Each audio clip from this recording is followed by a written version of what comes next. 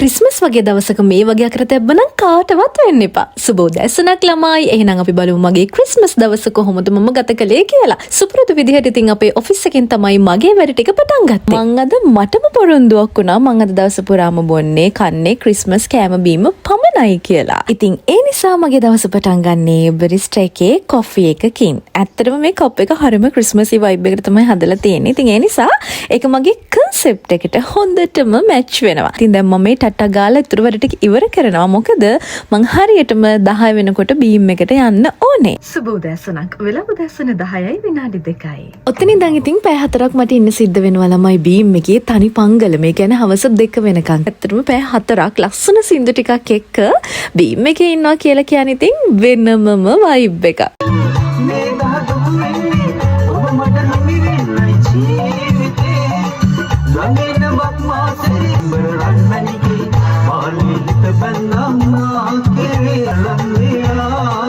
දෙයියන්ගේ පිටෙන් ඉතින් අපිට ලැබිලා තියෙන ආතල් එකේ කරන්න පුළුවන් ජොබ් එකක්. දැන් ඉතින් බීම් එක ඉවරයි. මං ගිහිල්ලා ලස්සනට ලෑස්ති වෙලා පොඩක් පිළිවෙලක් වෙලා ආවිල්ලා මං කරන්න ආසම වැඩක් තමයි මේ කරන්නේ. ඉතින් ඊයේ ක්‍රිස්මස් වලට මට මේ gift එක හම්බ වුණේ fresh flower bouquet එකක්. ඇත්තටම fresh flowers වලට මාරු මාසයි මට මේක arrange කරන්න වෙලාවක් තිබ්බේ නෑ. මං ඊයේ ටිකක් කලින් යන්න මට සිද්ධ වුණා. ඉතින් ඒ නිසා දැන් මම මේ ඊටාත්ම ආසාවෙන් සංයමයෙන් යුතුව මගේ ලස්සන flower bouquet එක arrange කරන ගමන් තමයි එන්නේ. ආයන සඳවත මනරම් තනිකමත් හෝම සීතයි වාවාගෙන මහමෙරක තරම්. දැන් නම් ළමයි මට හොඳටම බඩගිනි. මං ඉතින් දැන් වීඩියෝ එකක් ප්‍රීමියර් වෙන්න දාලා YouTube එකට එළියට ආවා. බෙරිස්ට් එකට ආවමත් ආවේ. මොකද මේ හරිය ඉතින් මට ක්‍රිස්මසී මොන හරි ගන්න තියෙනවා නම් තියෙන්නේ බෙරිස්ට් එක විතරයි. මං යාළගේ ක්‍රිස්මස් එඩිෂන් එකෙන් hot chocolate එකකුයි ඊළඟට tomato chicken bagel මොකක් හරි හැම එකකුයි ගත්තා. මේ තියෙන්නේ දෙක. ඉතින් දැන් මං ඒ දෙකත් අරගෙන ඔෆිස් එකට ගිහිල්ලා මගේ රසවත් ආහාර වේල භුක්ති විඳින්නයි යන්නේ. normal hot chocolate එකේ මේකේ වෙනසක් තියනවද කියලා හැම අදහසක් නැහැ.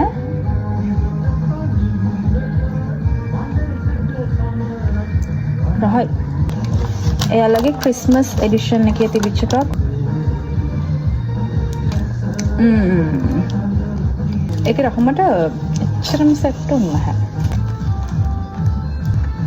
නැහැ. බේගල් එක ඕකේ.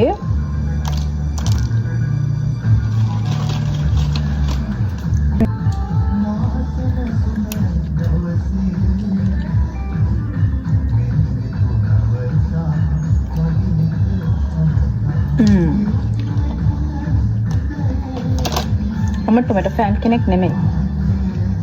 මම තක්කලි මේ දේවල් කන්න කැමති නෑ. තක්කලි අර පේස්ට් එකටත් මම එච්චර කැමති නෑ.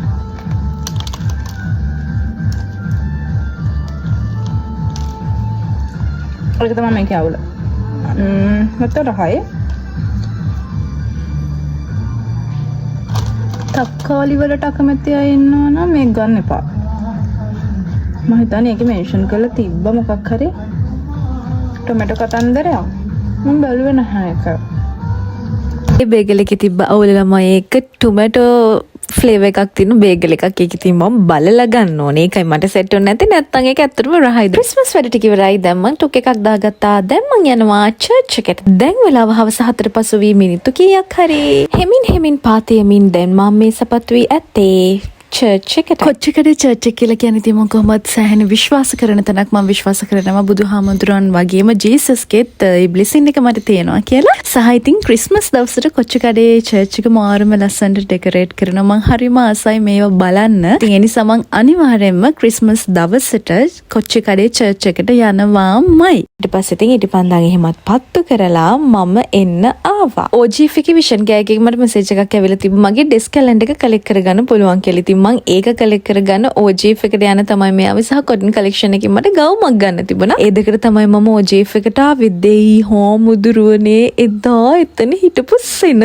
මං OGF එකේ ජීවිතේට එහෙම පොලිමක් දැකලා නැහැ. මට ඇත්තටම යන්න පුළුවන් කමක් තිබුණේ නැහැ. මාරම දිග පොලිමක් තිබ්බ අරලියගහ මන්දිරේ බද්දන්සල වගේ පොලිම. පස්සේ මම පිටිපස්සට ගිහිල්ලා ඒ පිටිපස්ස ගේට් එක එච්චරම හැගැටිලා නැහැ මිනිස්සුන්ගේ. ඒ ඩෝ එකෙන් තමයි මං ඇතුළට ගියේ. නැත්තම් මම තාමත් එතන. ඊට පස්සේ මම ජෙනල් එකට ආවා මේ. මට white shoes දෙකක් ඕන වෙලා තිබ්බා. නමුත් මේක ලස්සනයි. හැබැයි මේකේ size තිබ්බේ නැහැ. ඉතින් ඒ නිසා මට එතන හරියන එකක් තිබ්බේ නැහැ. මම ඒ නිසා මගේ ගවුම ගන්න cotton collection එකට ගියාම මෙන්න මේ ලස්සන top එක තිබුණා. හැබැයි ඒක ඇඳලා බැලුවට පස්සේ මම නිකන් සමනලෙක් වගේ. ඒ නිසා මම ඒක ගත්තේ නැහැ. ඒක නම් හරියම ලස්සන unique collection එකක් තිබුණා. ඉතින් ඒකෙන් මම අර ගන්න ගිය frock එක තිබිච්ච නිසා මම ඒක fit on කරලා බලලා ඒක අරගෙන මං ආව. නැත්තම් තව හිටියොත් එහෙම මගේ purse එකට ඇත්තටම බුදු සරණයි. මේ වෙලාව වෙනකොට මගේ දිව ගිලියනට තාමත් මාසන්නයි. ඒ නිසා මම පල්ලෙහාට ඇවිල්ලා මෙන්න මෙයාලගෙන් ගත්ත ඒගොල්ලන්ගේ Christmas edition එකේ තිබිච්ච මොකක් හරි special drink එකක්. ඒක gingerbread frap එකක් හරි මොකක් හරි එකක්. මම normally නම් බොන්නේ මෙන්න මේක. නමුත් ඒක Christmas edition එකේ නොවන නිසා මම ඒක ගත්තේ නෑ. බලන්නකෝ මගේ නමත් ගාලා ඒක දීපු ලස්සන. ඊට පස්සේ තමයි ළමයි මගේ Christmas date එකේ හොඳම කොටසට මම මුහුණ පෑවේ. Golf face එකේ carnival එකයි එහා පැත්තේ sale එකයි ඔක්කොමත් එක්ක මාරම සෙනග signal jam වෙලා Uber එකක්වත් දාගන්න මට විදියක් නැහැ. අවසානයේදී බොහොම අමාරුවෙන් කෝල් එකක් අරගෙන මගේ යාළුවට